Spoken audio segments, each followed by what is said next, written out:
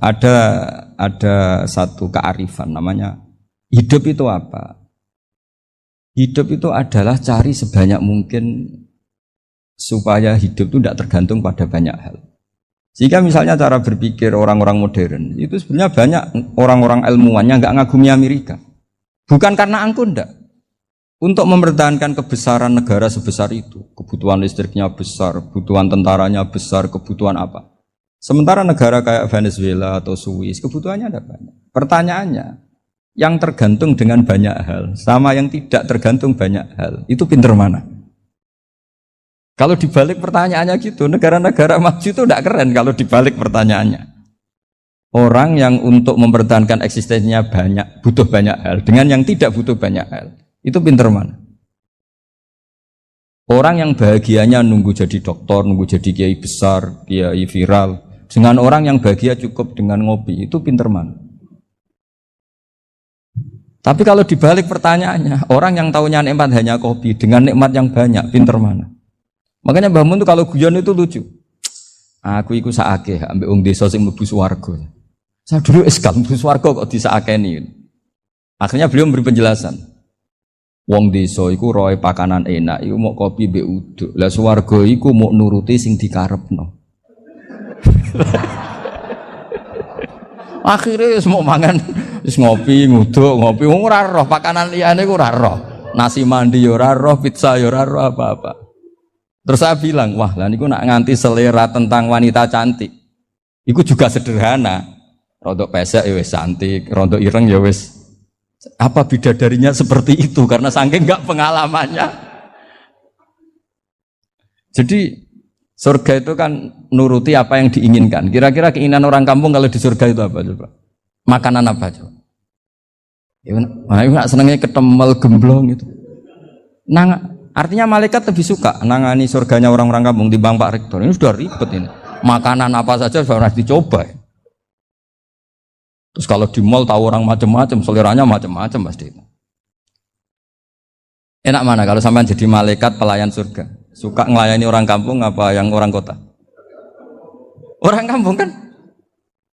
Jadi ya itu guyon tapi itu menjadi pikiran kita bahwa orang yang banyak kebutuhan itu sebetulnya banyak kebodohannya karena menggantungkan kebahagiaannya dengan banyak hal. Makanya Imam Syafi'i ngendikan istighna itu apa? Al-istighna anisya'i. Yang dikatakan kecukupan adalah berusaha sebanyak mungkin banyak hal tidak kamu butuhkan. Bukan memenuhi semua kebutuhan kamu karena nafsu kamu ini tidak ada batasnya gitu. Kalau kamu penuhin nggak akan selesai. Itu ada perempuan yang kurang cantik itu minta doa saya, Gus doain suami saya kaya. Terus tak guyonin, terus nggak minta. Kalau suami kamu kaya, yang pertama dirubah itu apa? Rumah Gus, supaya rumah saya bagus. Kedua apa? Mobil supaya mobil saya bagus. Nanti yang dievaluasi itu kamu. Mobil bagus, Alphard, rumah mewah, istrinya kamu pasti itu dievaluasi. Langsung nggak usah sudah gini aja kan. Jadi pertama yang dievaluasi itu kaya itu coba kalau suami kaya itu yang dievaluasi pertama rumah ya, rumah ganti. Setelah itu apa? Mobil. Kira-kira berikutnya akhirnya sudah nggak jadi. Nabi Ibrahim itu pernah minta umur panjang. Keren umur panjang. Sama Allah nggak dijawab. Datang orang tua gitu mertamu ke Nabi Ibrahim. Terus disuguhi dikasih kurma. Apa itu? Kok kurma apa? Anggur yang sudah matang sekali. Sudah dimakan. Setelah dimakan meler keluar lagi. Dimakan lagi meler lagi. Terus Nabi Ibrahim masuk lagi ke kamar. Ya Allah, doanya tak cancel. Nanti kalau saya tua kayak itu. Jadi Allah itu gak jawab langsung tapi ngirimkan itu. Akhirnya ya Allah gak jadi. Nanti takut itu. Saya pernah ngalami jadi kiai tadi ada ibu-ibu ya gak pati cantik lah. Suaminya tuh miskin sekali. Minta doa saya supaya kaya. Bareng tak kasih pertimbangan itu udah gak usah gak jadi itu. Jadi itu kearifan. Tapi kearifan ini harus kita tanamkan. Saya nggak bisa membayangkan Indonesia yang besar ini. Andai kan tidak ada qanaah, nerimo ing pantum. Coba sekarang ada COVID. Andai kan Indonesia itu kayak Perancis, Saya beberapa kali punya tamu orang yang hidup lama di Perancis, bahkan dapat istri orang Perancis. Itu dulu gak begitu mencintai Indonesia. Tapi setelah di Perancis 2 tahun, wah Indonesia hebat.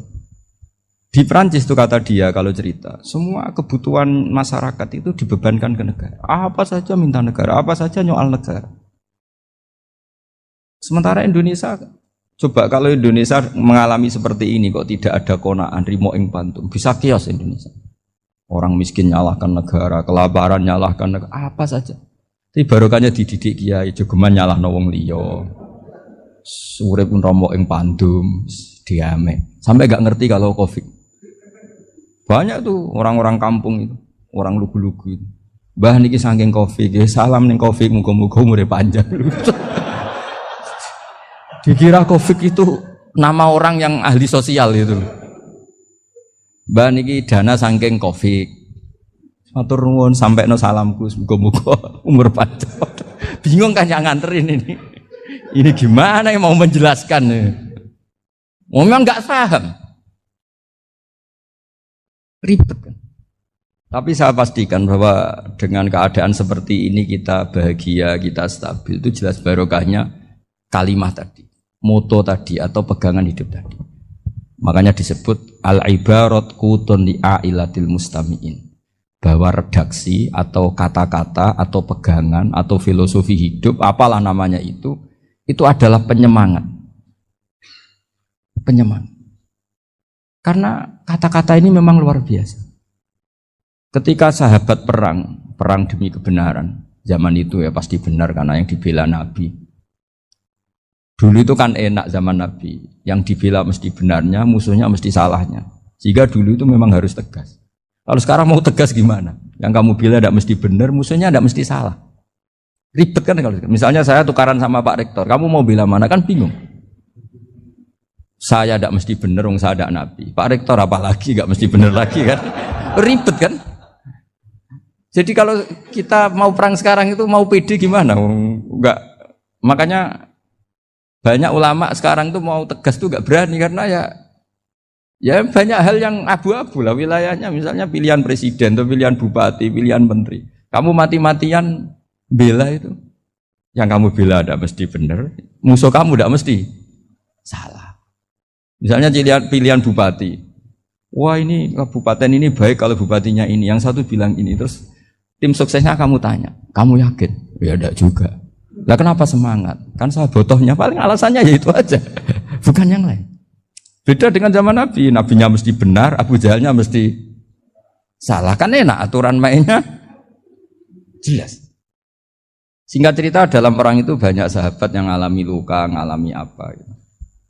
Kemudian curhat ke Nabi, ya Nabi gara-gara derekkan jenengan, ngikuti jenengan saya harus ngalami seperti ini, seperti ini. Ngiranya orang itu diapresiasi sama Allah keluarnya itu. Ternyata sama Allah gak diapresiasi.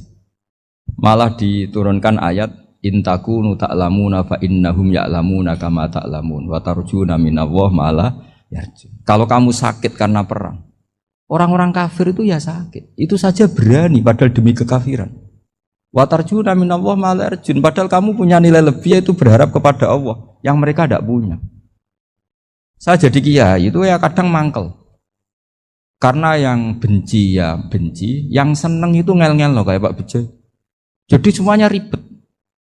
Nah iya, yang benci ya ganggu, yang seneng ya ganggu, tambah nemen. Seribet. Tapi kalau sudah ingat bandar narkoba, mereka berhadapan dengan polisi, kadang ditembak karena kesalahannya terlalu fatal. Antar persaingan mereka juga bisa tembak-tembakan karena merebut pasar narkoba. Itu saja mereka berani. Kok kita yang jadi kiai kadang dicium tangannya, dihormati gak berani, hanya takut apa ya, musibah-musibah kecil lah, atau problem-problem kecil. Lah iya, kalau kita bandingannya gitu. Kalau kamu mau tahajud kedinginan, itu masih nanti dihisab Allah itu gitu. Maling ayam itu keluar malam-malam, hanya dapat ayam. Itu gak takut dingin. Ya gak takut digebuki masa. Kamu mau tahajud aja takut dingin. Makanya nanti hisabnya orang soleh itu nanti dijajarkan orang dolim. Terus diperbandingkan. Wah itu habis kamu kalau itu. Jadi misalnya Unisula mau rapat, tapi ini malam, kalau malam dingin nanti sama masuk angin. Wah, anak-anak pang di perapatan aja berani kamu. Kalau sudah perbandingannya gitu tuh ribet kita nanti. Makanya itu kalimat itu moto atau filosofi hidup. Sehingga diulang lagi nasihat itu. Iyam saskum korhun fakodu masal koma korhum mislu. Kalau kamu kena luka, orang-orang yang nggak benar juga akan kena luka. Itu aja berani demi ketidakbenaran. Masa kamu demi kebenaran enggak berani? Akhirnya orang itu, ya itu kalimat, itu heroik. Makanya kita ini penting ya, makanya tadi himne Unisula dimulai kalimat thayyibah. Karena kalimat ini yang menjaga kita kalimat ini. Misalnya tentang Tuhan. Kenapa orang Islam imannya kokoh seperti ini, termasuk yang sudah hidup di Amerika, di Australia, di mana-mana. Itu ya barokahnya ajaran atau barokahnya kalimah. Saya sebut kalimah saya pakai bahasa santri. Karena la ilaha illallah itu dalam tradisi santri disebut kalimatu haqqin alaiha nahya wa alaiha namut wa alaiha nub'ats. Ada yang riwayat wa biha nub'ats insyaallah taala minal aminin. Kenapa mereka di mana-mana meskipun sekolah di Amerika, di Australia, bahkan di Uni Soviet tetap mukmin? Itu barokahnya ajaran yang benar. Allah itu siapa? Tuhan. Tuhan itu sifat dasarnya apa? Awal. Dia harus wujud awal sebelum makhluk yang lain. Sehingga ketika ada negara yang maju, yang tertib, manajemennya tertib, masyarakatnya makmur, tapi punya Tuhan yang tidak seperti itu, tidak awal, itu sudah gak nyaman. Karena ndaklah keren Tuhan saya, karena Tuhan saya itu al-awwal, zat yang pertama. Tuhan saya keren lah, zat yang gak mati. Tuhan yang gak mati, yang gak pernah mengalami kematian. Sehingga tontonan atau yang dilihat kenikmatan-kenikmatan yang lain ini tidak mengubah dia pendirian tentang Tuhan. Karena mantapnya satu kalimat tadi, bahwa Tuhan itu ya harus satu, harus awal, harus tidak mati, tidak rusak, tidak mengalami apa-apa yang membahayakan. Sehingga ketika ditawarin Tuhan yang lain, meskipun menjanjikan secara finansial atau kemakmuran, mereka gak tertarik. Itu coba, itu barokahnya makmur apa barokahnya ajaran? Barokahnya ajaran. Sering negara Islam itu kalah makmur dengan mereka, tapi barokahnya ajaran ini tetap apa?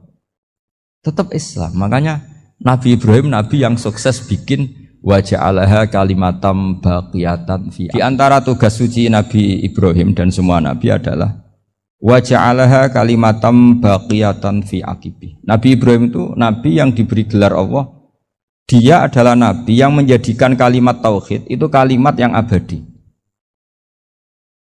Fi akibih, di anak turunnya, di semua generasinya, baik anak turun karena gen maupun karena pembinaan, karena pendidikan.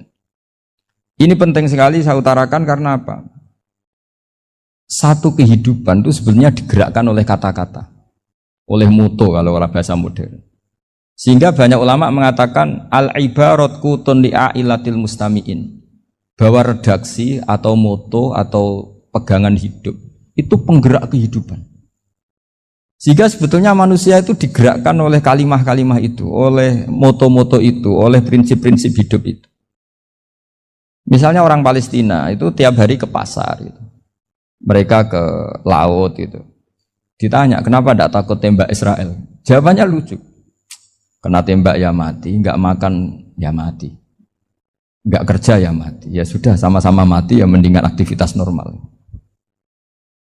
Tapi saya tidak menyarankan itu untuk melawan konflik. Ini cerita saja nanti. Kamu jangan provokator itu, karena ini wilayah sensitif. Jadi banyak orang yang poligami. Kalau ditanya alasannya gitu, istri satu ya cerewet, dua ya cerewet, mendingan 4. Ya banyak ya gitu. Tapi ada yang kebalikan, istri satu cerewet saja hampir jantungan, apalagi 4, tinggal matinya kan gitu. Itu semua yang menggerakkan itu kalimat. Kalimat itu satu pegangan. Banyak orang loh yang nggak ingin jadi rektor tuh banyak loh Pak Bejo. Jangan kira semua dosen ingin jadi rektor. Melihat rektor sibuk rapat mempertahankan reputasi Unisula terus sering pegang kepala. Ngapain repot-repot? Jadi tukang sapu aja dapat gaji, ngopi, rokokan selesai. Bodoh amat jadi rektor, mikir orang banyak. Banyak loh orang yang nggak ingin jadi presiden tuh banyak. Karena ngopi nyaman, gak ada yang ganggu. Mau tidur sampai jam 9 siang juga gak ada yang ganggu. Sehingga mereka melihat pegawai negeri itu gak keren, orang kok diatur jam, disiplin. Itu memang cara Allah membagi rahmat. Mau kamu apakan coba? Cara syukurnya dia seperti itu. Bapak saya dulu tuh sering ngajarin saya, diajak jalan-jalan pagi-pagi. Melihat orang ngopi, makan uduk itu bapak seneng. Kok enak jadi wong awam.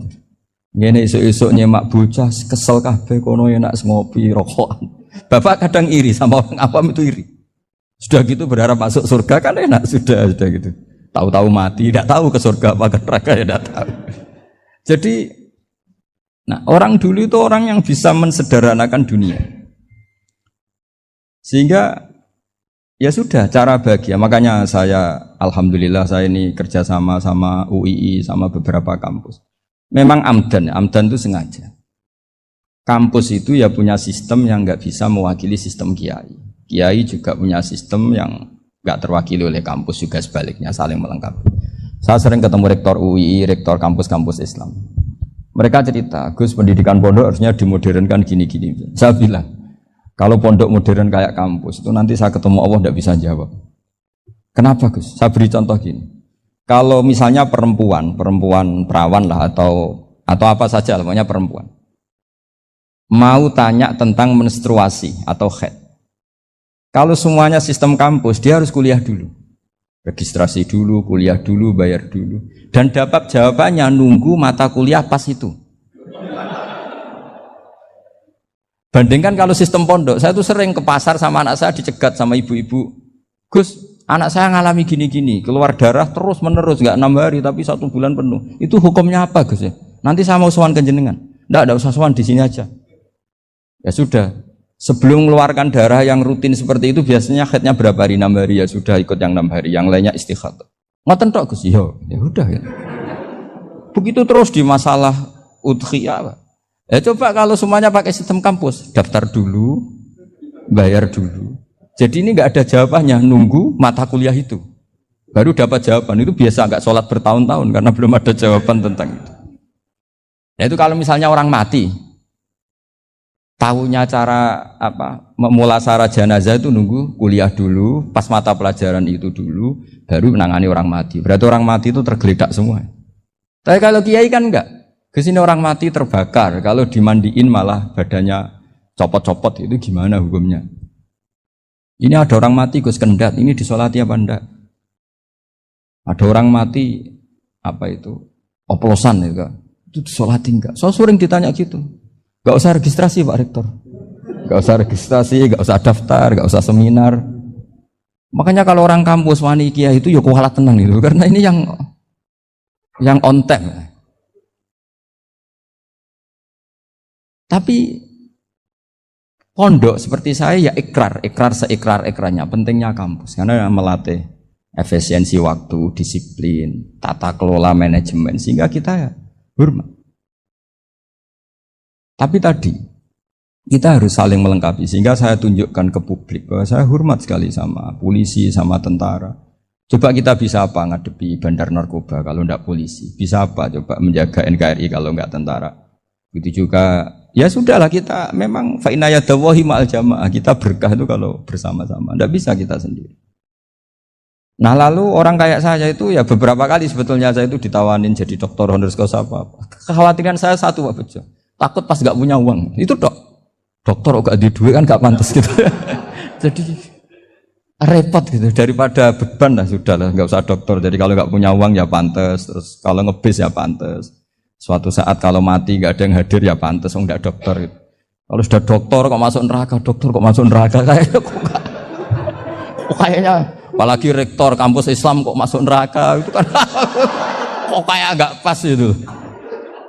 Misalnya rektor Unisiola ditanya mungkar nakir, nggak bisa kan kayak gimana gitu.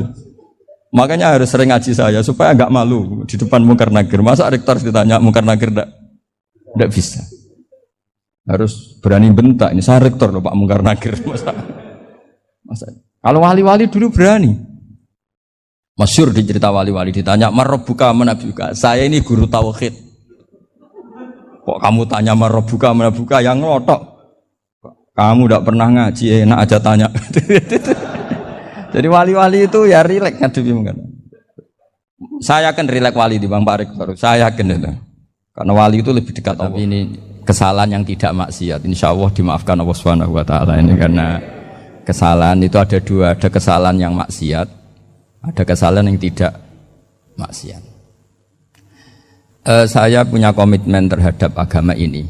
Baik tadi yang dikatakan Pak Rektor, ada unsur ulama, ada unsur habaib, ada unsur pengusaha, ada unsur birokrat. Di antara kenangan-kenangan saya dari Syekhina guru kita bersama Kiai Haji Maimun Zubair, beliau itu sering dawuh, sering ngendikan, dan itu saya sampaikan juga ketika 7 hari wafatnya Agus Robah, cucu Mbah Maimun, putra Agus Subah. Di antara yang beliau katakan itu adalah sok hak agama itu sing gawe pegawai negeri.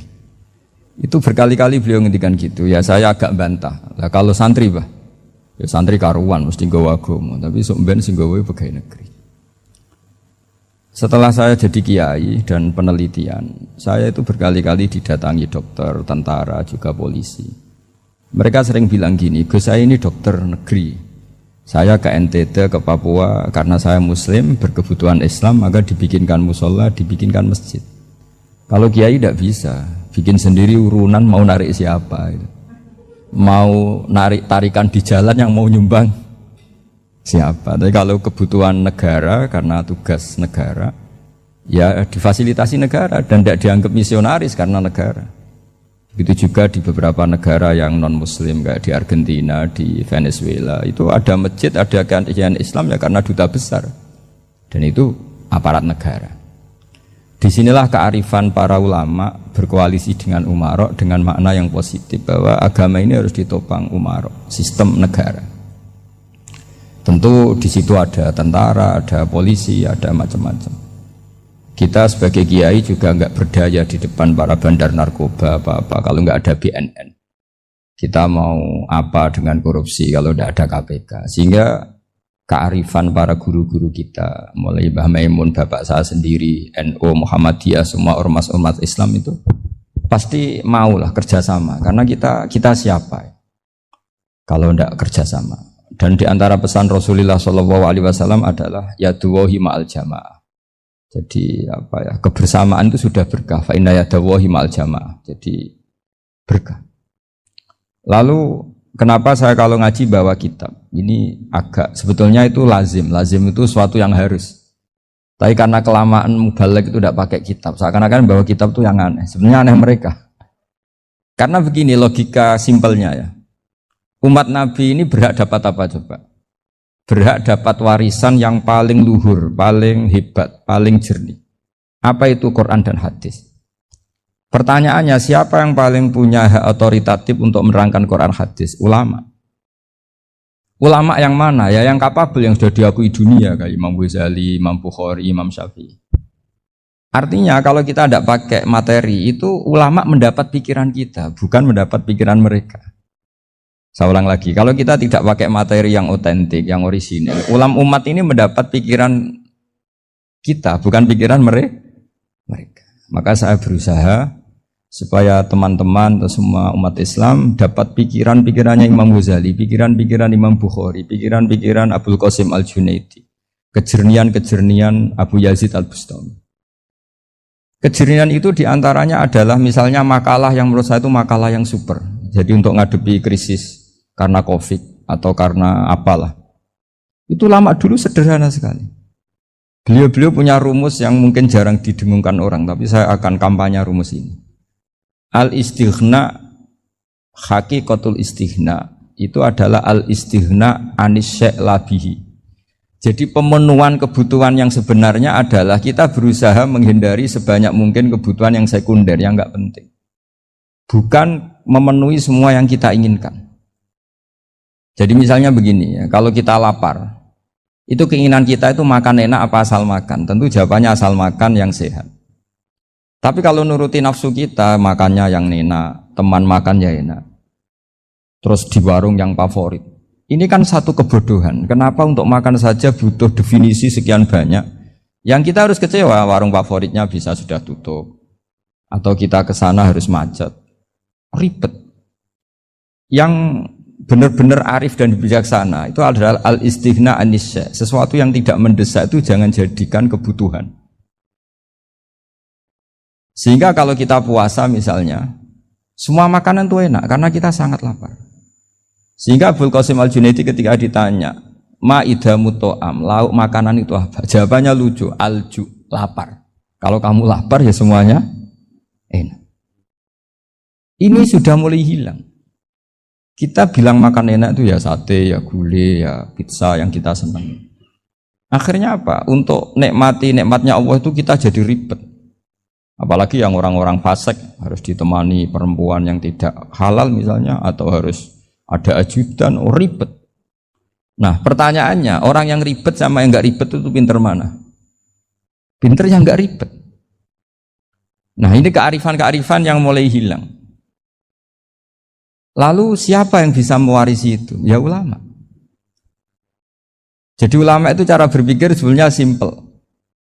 Makanya mereka sering kalau tahajud itu, di antara makalah Sayyidina Ali paling terkenal dan yang menjadikan beliau punya derajat yang luar biasa itu adalah kafani izzan antakuna li robban wa kafani fakhron an akuna laka abdan.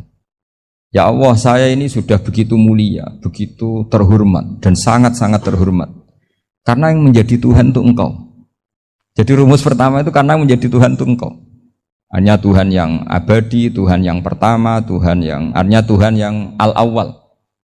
Coba ya Allah, kalau saya ini punya Tuhan Fir'aun, punya Tuhan mati jadi tontonan lagi, itu kerennya di mana coba? Andaikan kita punya Tuhan Fir'aun, atau punya Tuhan yang asal-usulnya manusia, apapun hebatnya manusia itu, kita punya Tuhan manusia itu. Tuhan yang lapar, yang kalau nggak makan mungkin pingsan, mungkin bisa kena COVID, nanti Tuhannya diisolasi. Kayak apa? Makanya ketika Tuhan Allah menyindir ketuhanan selain Allah itu, Allah hanya menyindir dengan kalimat sederhana, kana yakulani to'am, yang kamu tuhankan itu masih makan. Hanya kalau nggak makan ya lemes. Jadi lama-lama ada orang gini, alhamdulillah tadi Tuhan mampir ke saya, kelihatannya lapar, setelah tak kasih makan sehat lagi. Susah nggak punya Tuhan yang seperti itu. Beda dengan Tuhan kita. Tuhan yang nggak butuh makan, nggak butuh minum, al-qayyum, zat yang berdiri sendiri tanpa butuh yang lain. Al-awwal, sebelum ada langit bumi sudah ada Tuhan kita yaitu Allah. Bandingkan dengan Tuhan-Tuhan yang dipertuhan yang lain, yang adanya setelah bumi, misalnya Fir'aun dan sebagainya. Sehingga Sayyidina Ali pertama jadi kebanggaan apa? Kafani izzan antakuna li robban. Saya ini keren betul, karena punya Tuhan yaitu Engkau. Tuhan yang lahul asma'ul husna, Tuhan yang semuanya punya kebaikan, punya keabadian, punya keagungan. Terus wa kafani fakhron an akuna laka abdan, dan saya bangga sekali karena saya menjadi hambamu. Kalau saya jadi hambanya Pak Rektor ribet kan, sudah tak hormati ternyata nanti tidak rektor, ya kan ribet kan. Terus pokoknya ribet, jadi budaknya manusia itu ribet. Makanya ada seorang wali datang ke temannya yang jadi presiden atau jadi raja. Datang ke situ karena tidak punya uang, mau minta uang karena temannya raja. Setelah sampai sana ternyata temannya ini karena orang soleh pas berdoa, ya Allah saya minta ini, minta ini, minta ini. Terus si wali tadi pulang. Kenapa kamu pulang? Ternyata dia sama, masih minta-minta kayak saya. Jadi sederhana dia. Sama-sama minta kamu, minta zat yang kamu mintain. Katanya. Jadi dulu itu orang itu sebegitu dekat dengan Allah. Sehingga si raja ini terus ketemu wali tadi tanya, kenapa kamu menyepelekan saya? Padahal sekarang saya raja. Terus ditanya sama wali tadi, karena temannya. Kalau kamu di padang pasir tidak bisa minum, dan harus minum 1 gelas, dengan ongkos kamu harus mengasihkan semua kerajaan kamu demi minuman itu. Pilih mana, minuman apa tetap jadi raja? Ya saya milih bisa minum. Saya tidak raja tetap hidup, tapi kalau nggak minum mati. Bagaimana Anda bangga dengan satu kerajaan sing la yusawi kak samain, yang tidak sama dengan segelas air. Jadi artinya terus mereka melihat jadi raja itu ya biasa, jadi presiden biasa, jadi rektor biasa. Karena mereka biasa berlogika, hakikatul izzah itu ya at-taqarrub ila Allah, yang benar-benar terhormat itu ya dekat dengan Allah. Begitu seterusnya mereka bikin paradok-paradok yang aneh, tapi itu menjadi pelajaran. Bapak saya Ki Nur Salim itu senang baca anekdot Nasiruddin Koja. itu kalau bikin orang-orang aneh, itu dia datang ke satu pesta, pakai baju lusuh, pakai sarung lusuh atau celana lusuh, sama sohibul bed yang punya acara dibiarin. Setelah dibiarin dia pulang pakai jas, pakai dasi, pokoknya keren. Dihormatin, pakai alpat, pokoknya dihormatin. Silakan. Pas dia disuruh minum, minumannya itu disokkan saja ke sakunya. Jas, kamu harus minum yang banyak, karena kamu yang dihormati, bukan saya. Terus makanan ya semuanya diletakkan di saku, ada yang apa? Ayo kamu makan yang banyak. Alpatnya juga gitu, dikasih sate apa? Ayo kamu makan yang banyak. Mereka tidak melihat saya, melihat kamu. Akhirnya orang satu pesta itu istighfar semua, berarti kita ini salah. Terus dia pidato, kenapa kamu ngomong gitu? Tadi saya datang, orangnya sama. Gara-gara beda pakaian, penghormatannya beda. Berarti yang berhak dapat makanan ini jasa ya, bukan saya. Betapa naifnya kita sebagai orang. Ternyata kita masih hormat sesuatu yang seperti itu, yang atribut lah. Jadi orang-orang sufi itu orang yang bisa menertawakan dunia. Akhirnya ya, pertama dia dianggap orang gila, masa jas dikasih makan, dikasih minum. Tapi secara fikih dia benar, haram dia makan. Karena pas dia datang dibiarin, setelah pakai jas dikasih makan. Berarti hakikat yang dapat rezeki siapa? Jasnya apa orangnya? Jasnya apa orangnya? Jasnya. Jadi itu orang-orang sufi, kearifan orang-orang dulu itu bisa ngelola hal-hal yang keseharian menjadi luar biasa. Ada seorang wali melihat istrinya makan satu piring, anaknya makan satu piring. Ditanya, kalian kenyang? Wah, kenyang sekali. Melihat anaknya minum kopi satu cingkir, senang. Kalian senang sekali. Wah, kalau senang dengan hal-hal yang murah bisa, ngapain harus senang dengan hal-hal yang mewah? Bodoh sekali saya. Sehingga terus mereka bisa qanaah. Qanaah itu ya hidup itu simpel, sederhana. Sehingga kita ini bekti sama orang tua misalnya, itu ya karena ajaran. Suwargamu itu karek wong tuamu. Nak wong tuamu ridho, Allah ridho. Nak ora ridho, Allah ora ridho. Ridho wa fi ridhol walidain wa sakhatu wa sukhtu wa fi sakhatil. Sehingga ketika ada orang tua yang agak brengsek gitu, anak-anak tetap hormat. Punya orang tua yang miskin, yang sudah miskin, tukang tombok nomor, banyak kan di kampung gitu. Ya tetap hormat. Coba kalau dari awal kita ngajari orang tua kamu hormati ya, kalau baik, kalau tidak usah. Bisa geger Indonesia. Tapi barokahnya ajaran-ajaran itu Indonesia tertib karena ada ajaran. Nah ini di sini pesantren dan Unisula semua harus berkontribusi membuat ajaran yang benar itu adalah ciri utama Islam. Sehingga Islam ini dimulai dengan ajaran kalimatu haqqin alaiha nahya wa alaiha namut. Sehingga kita tenang seperti ini. Saya ini termasuk kiai yang tenang. Meskipun kata orang banyak saya ini kiai besar, tapi termasuk kiai yang paling tenang. Termasuk yang paling tenang. Karena saya ini pakai mazhab orang-orang hebat. Saya berkali-kali cerita, orang kayak Imam Syafi'i itu orang yang luar biasa. Saya berkali-kali cerita, orang yang tadi nyium tangan kamu ya Imam Syafi'i, di belakang tuh ngerasani kamu, menghujat kamu. Jawabannya enak saja. Berarti saya alhamdulillah orang yang wibawa. Buktinya di depan saya nggak berani. Jadi enteng saja. Diceritain sebagian kampung, sebagian separuh dari warga kamu itu nggak suka kamu. Ya bagus lah nggak suka saya, nggak akan utang duit saya. Di mana-mana orang utang tuh karena teman dekat. Kalau nggak seneng pasti minimal nggak utang, nggak pinjam mobil, nggak pinjam apa. Berkah mana yang seneng sama yang gede? Jadi dianggap enteng saja. Semua yang dialamin dianggap enteng saja. Misalnya punya istri pemarah, ya baguslah marahin suami. Kalau marahin tonggo malah ribet. Jadi kamu harus terima kasih kalau dimarahin istri. Baguslah marahin saya mah, kalau marahin tonggo ribet. Jadi enteng saja. Tapi kita sekarang tuh karena nafsu ya, sehingga menghadapi hidup ini ribet. Ulama dulu kalau mau mati itu senengnya bukan main. Sudah lama saya ini ingin gak maksiat. Kayaknya gak maksiat paling efektif itu mati. Ya tidak apa-apa Gusti, kalau sebaiknya mati ya mati aja. Enteng saja. Jadi melihat kematian itu akhir dari segala keburukan atau potensi keburukan. Apapun baik kita sekarang, suatu saat mungkin kita enggak baik. Yang bisa menghentikan ketidakbaikan atau potensi ketidakbaikan itu apa coba? Mati kan? Berarti mati itu mengerikan apa menyenangkan? Mesti kamu enggak berani menjawab. Meskipun secara ilmu kamu berani, tapi secara rasa enggak berani kan? Saya ulang lagi ya, yang bisa menghentikan keburukan atau potensi keburukan itu apa coba? Apa? Kematian. Berarti kematian itu menyenangkan atau menyusahkan? Apapun kamu tidak berani jawab karena kamu agak-agak duniawi itu kelihatannya.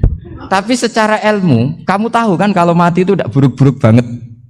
Karena apa? Itu akhir dari segala keburukan. Sehingga Nabi ngajarkan kalimat itu begitu luar biasa. Allahumma ahyini maka natil hayatu khairan li wa tawaffani maka natil wafatu khairan li. Nabi melihat dunia itu begitu indah. Ya Allah, kalau saya ini hidup, anggap saja hidup ini ziyadatan li fi kulli khairin, menjadi modal saya menambah segala kebaikan.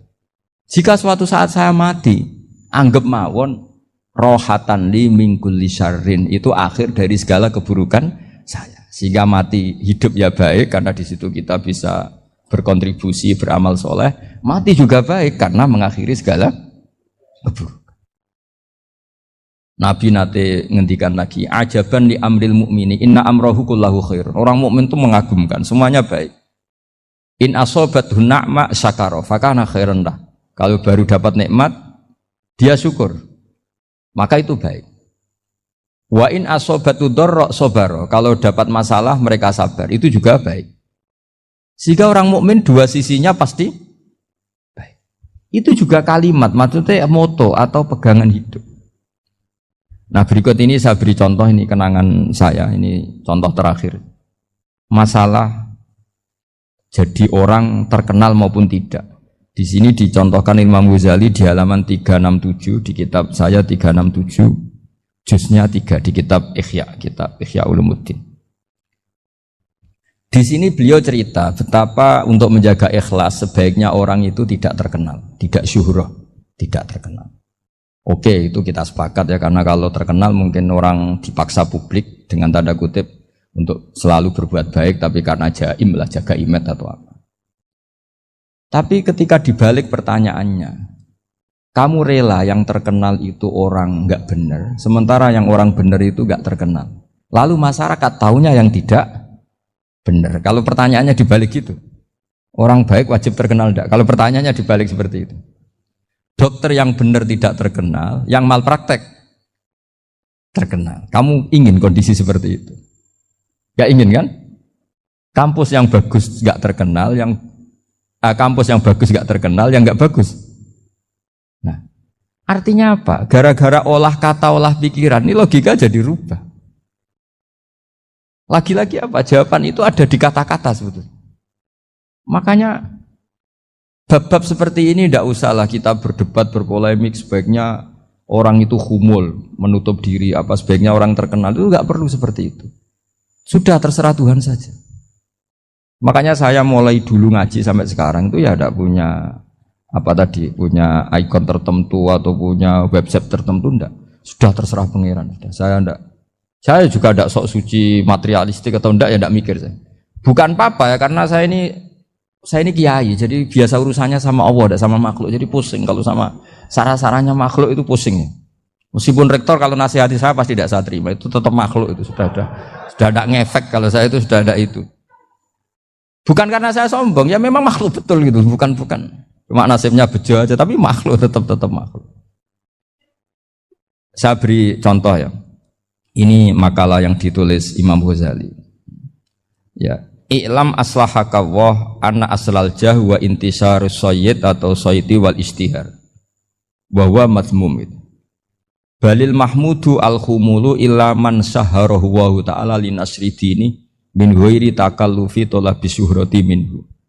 Jadi kalau kamu ingin ibadah kamu selamat, ya kamu jangan terkenal.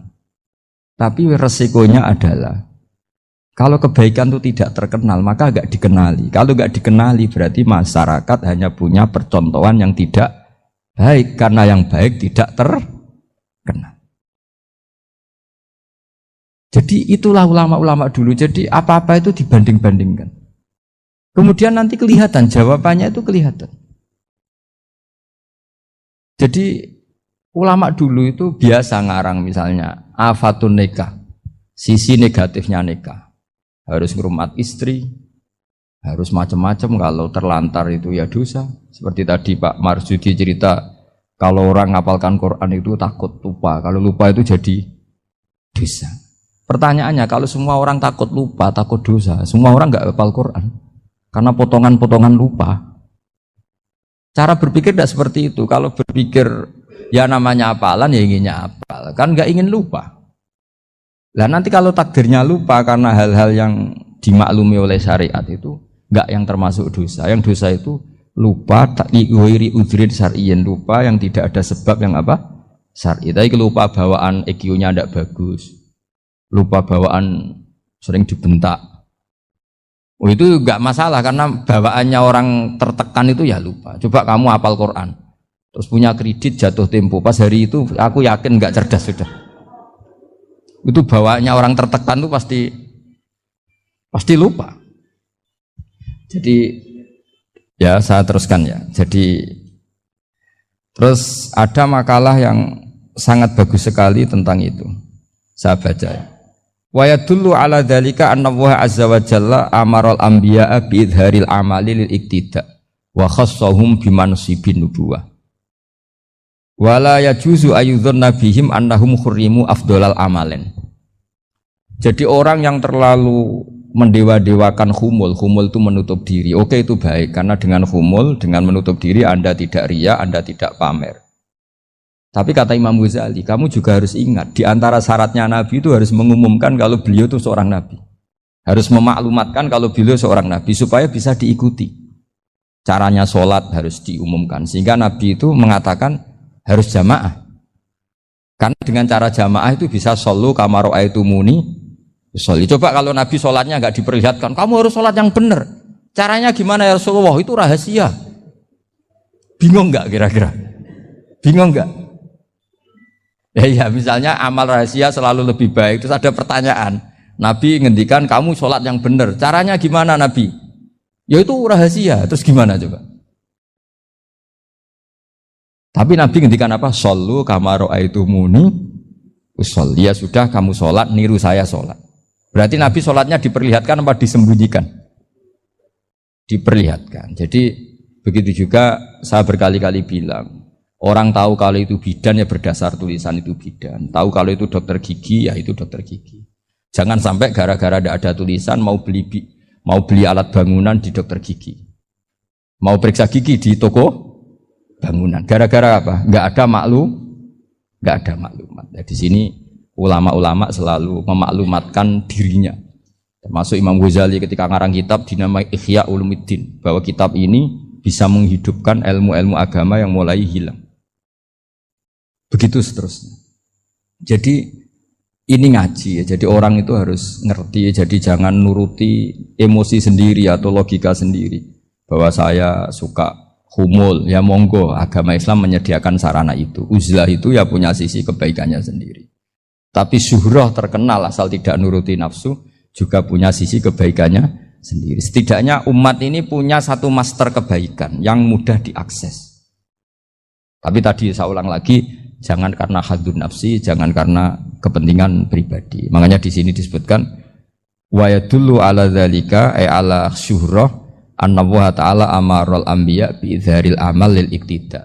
Allah selalu memerintahkan para nabi kalau ngamal kebaikan ya harus dimunculkan supaya bisa ditiru. Yaitu tadi kita tidak bisa bayangkan kan kalau misalnya Nabi menyuruh kamu harus sholat yang benar, kemudian sholatnya Nabi sembunyi. Kalau ditanya, Nabi saya niru siapa? Wah itu rahasia, kamu nggak boleh lihat sholat saya takut tidak ikhlas. Ribet kan? Sehingga jamaah itu statusnya tetap harus. Nah bedanya harus ini ulama berpendapat harus yang apa? Fardu kifayah. Tapi fardu itu maknanya harus. Tapi bukan berarti kalau nggak jamaah sholatnya nggak sah, nggak. Tapi statusnya jamaah tetap apa? Nah barokahnya harus ini orang yang baru sholatnya langsung benar karena ada yang diikutin. Coba kalau mantan dukun baru sholat terus sholat sendiri, itu mesti mirip mantra. Karena dia tidak ada master percontohannya. Tapi barokahnya ada master, orang paling bodoh pun kalau sholat ya benar, karena standar ada komandonya, ada imamnya. Sehingga Imam Ahmad malah berpikir keras, syarat sahnya sholat itu harus jamaah. Cara pikirannya Imam Ahmad keras sekali beliau. Jika kalau orang sholat sendiri kok ada orang lain yang maunya berjamaah harus bayar, orang itu harus bayar demi sahnya sholat. Itu madzhabnya Imam Ahmad. Tapi kalau madzhab Syafi'i hanya mengatakan itu fardu kifayah. Yang kalau satu komunitas nggak mau melakukan semuanya apa? Ya jadi ini sebelum sesi ringan tanya jawab hanya 2 saja tanyanya, nggak boleh banyak-banyak. Nanti nggak pulang-pulang saya. Jadi tak baca lagi biar dapat berkahnya Imam Ghazali. Wa qala qaumun asirru afdalu minal alaniyati. Terus kata sebagian ulama al alaniyah itu afdal minas sirri. Terus diperbandingkan baik yang mana amal dipertontonkan sama ndak. Terus kata Imam Ghazali, kalau orang itu bisa jaga tidak riya, maka sebaiknya dipertontonkan karena kebaikan harus yang muncul, bukan yang tidak baik yang muncul. Makanya ketika Unisula memaklumatkan diri sebagai ingin jadi generasi khairah ummah, itu kalau diterjemah itu kan wow, khairah ummah, umat terbaik. Itu kan kayak agak angkuh. Tapi nggak apa-apa, itu nggak apa-apa. Masa kita kampanye Unisula siap degradasi moral, kan ya lucu kan. Masa jualan gitu kan ya lucu. Ya sudah, kita memang ingin mengkhidmati ummah, berbakti dengan umat, membantu supaya jadi generasi khairah apa?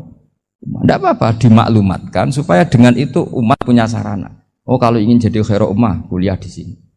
Jangan lalu enggak gitu. Ya sama kita dokter, maklumatkan saja dokter gigi, dokter kandungan, dokter bedah. Sehingga orang kalau mau bedah ya jangan ke dokter kandungan. Jadi barokahnya maklumat ya. Jadi saya mohon sekali ini, saya sendiri sebetulnya orang yang enggak siap terkenal sebetulnya, tapi ya sudah terserah Allah saja. Kalau itu cara Allah menyebar kebaikan, ya monggo. Pokoknya kita tawakal saja sama Allah Subhanahu wa Ta'ala. Ya saya kira demikian. Assalamualaikum warahmatullahi wabarakatuh.